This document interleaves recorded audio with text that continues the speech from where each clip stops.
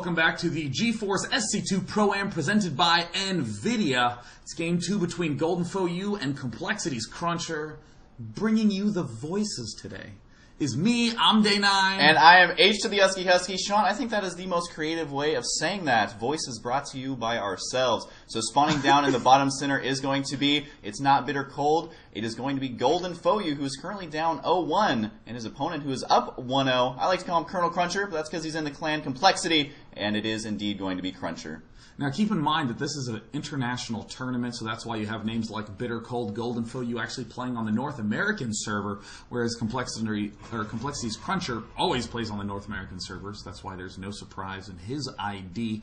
Now to note about the current standings in the group, we do have that Cruncher is 1-2 in his group right now. He managed to take an amazing 2-0 win against Spanishiwa, but he lost to Goody and had another forfeit loss in a previous round that he couldn't attend.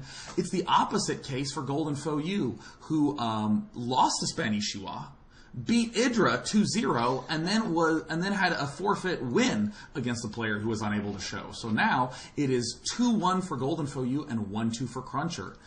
That is what I love about StarCraft, Sean, is people always have favorites who they think are going to win, but if you come prepared, have awesome builds like we've seen so far in this series from Cruncher, that you can take a game off anybody, so you never know exactly what's going to happen. The probe, once again, going to be on that low ground, looking to go ahead and block that expansion, and I believe in almost every single game from Cruncher I've ever seen, he really loves the pylon block. Even if the spawning pool is first, he still seems to do it, and he thinks it's worth the little bit of money to cancel that pylon just to delay it by a little bit. Yeah, I mean, if you think about the fact that one worker mines about 40 minerals a minute, if you can delay mining of maybe 2-3 workers, just have them pulled off, then that pylon has paid for itself.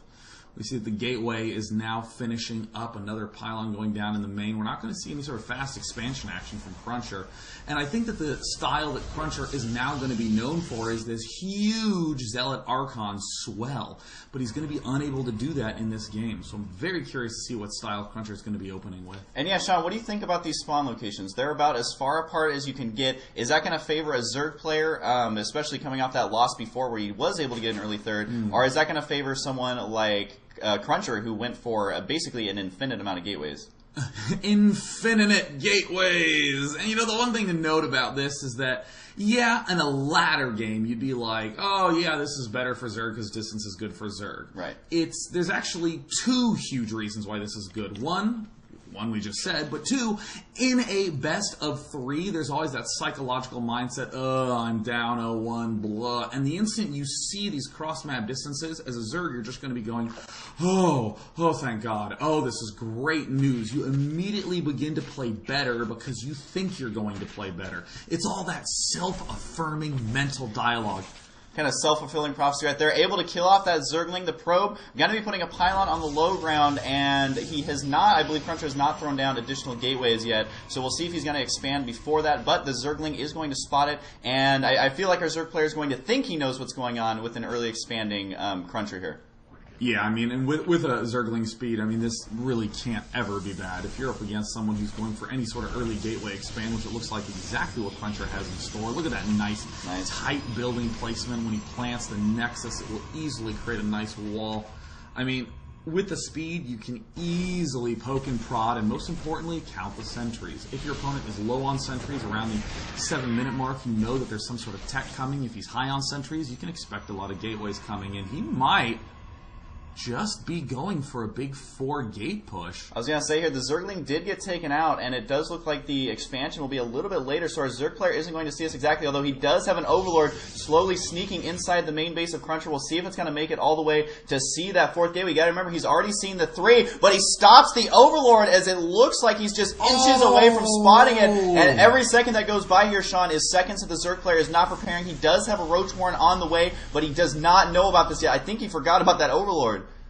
Well, we haven't yet seen a third from Goldenfou. If he's actually just going to go for the huge beatdown rush early on, I fear for him. We see the Evolution Chamber now coming up for some early plus upgrades. Zergling's going to check just to make sure the Nexus is going down.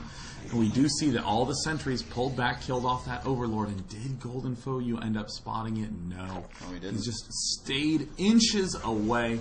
And Cruncher may very well let this Nexus finish. The classic cheese dictates that you must cancel the Nexus and abuse this 4 Warp Gate tech, but Cruncher we've seen very good with these big sentry timing attacks. I really like also how when he killed that Overlord, he only attacked it with a couple of sentries, so he didn't reveal how many units he has. A couple of Speedlings going to move up here. He will see if he runs there that there is no Nexus, but I think, yeah, the Zerg are going to slip in there, it looks like. And so here comes the attack, though, so it does look like the Zerg player knows exactly what's going to be headed his way. Is he going to be able to prepare in time, Sean? Look, the Spine Crawler is just now going to be going down. The Proxy Pylon has been set up, spotted right away by the Zerglings, and so at this point, Goldenfou is just going to have to power Roaches and Spine Crawlers, which is exactly what he's doing. And Sean, right now, he does have his 3rd base going down, so it may be difficult for him to hold here. This is an interesting play, putting the Spine Crawlers up on the high ground. It looks like he's just declaring, I will lose this expansion. And it looks like Cruncher saying, that's great, I'll kill that expansion. And now moving in, and he gets the force field at the bottom of the ramp. Roaches just smacking their face into an invisible wall. And there's more Spine Crawlers trying to get constructed, but it looks like the 4-gate cancel play by Cruncher may very well end this game quite quickly. Yeah, and if the Overlord would have just spotted it, it would have been just fine. And another important thing is while these Roaches are not reinforcing, the drones are also not escaping. So if the drones are not able to get back up that ramp, then they will die a miserable death. Not that there's very fun deaths, but this is definitely not going to look good. Drones attempting to escape, although it looks like Cruncher may back out there, satisfied with the damage he's dealt. And if he does spot that 3rd base shot, it seems like he will be able to take that out as well.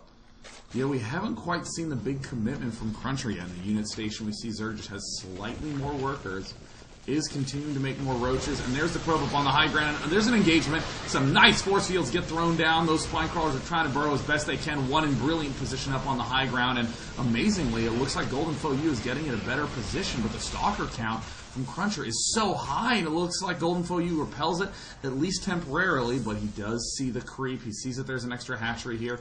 There's more Spine Crawlers trying to work their way forwards. The game is not yet over. You see there's a good amount of Roaches. He's pulling back, letting the Spine Crawlers absorb the damage. The Transfuse keeps the Spine Crawler alive for a little bit longer. More Roaches swinging forward, but it's essentially a Stalker force field army. And there's the good game from Goldenfou as Roach count dropped down to 0, and he was forced to type out. Yeah, and that shows you the importance of scouting. Getting those defenses just a couple of seconds too late can easily cost you a game. If the Overlord would have just moved a little bit further, maybe he would have been better prepared for this attack, Sean. And yeah, he's showing us that he can do kind of the late game crazy Archon madness, or he can just, 4-gate you by canceling that expansion. The follow-up, though, he wouldn't have had much to fall back on if this failed, because his expansion still wasn't going down. Yeah, I mean, I think that really Goldenfou needed to have a little bit better preparation on that build. There's a lot of early Roach plays where you can take a 3rd, but you're using your Lings and Roaches to be aggressive against the Protoss. Not only messes with an early expansion, but can also defend against this 4 Warp Gate cancel. Not saying that Goldenfou necessarily needed to do that, but just saying the option that he chose to go down had a huge vulnerability, and Cruncher exploited it brilliantly. Yeah, and I like how he followed it up with a mass amount of Stalkers as well, rather than the Zealots against the Roaches, and it really ended up paying off here. So Cruncher able to take down Goldenfou 2-0, so that's going to give him a better chance of advancing to the next rounds, considering he was already down 1-2, so that's going to bring it up 2-2 for his, his overall performance in this tournament. But I think the big test is going to be next week, because he'll be playing against EG's Idra. He managed to take down Spanishua 2-0. He took down Goldenfou 2-0. Can he do the same to Idra? Idra is not only known for being one of the strongest Zergs, period, but also he's been practicing a lot lately. So definitely tune in next week for that match, because I think I speak for both of us when I say we're going to cast it. Yeah, definitely. Especially since Cruncher's been doing so good against Zerg. Idra, a fan favorite. So stay tuned for that one next week, guys. So, Sean, we are going to go ahead and cast some more games here, and we will be right back.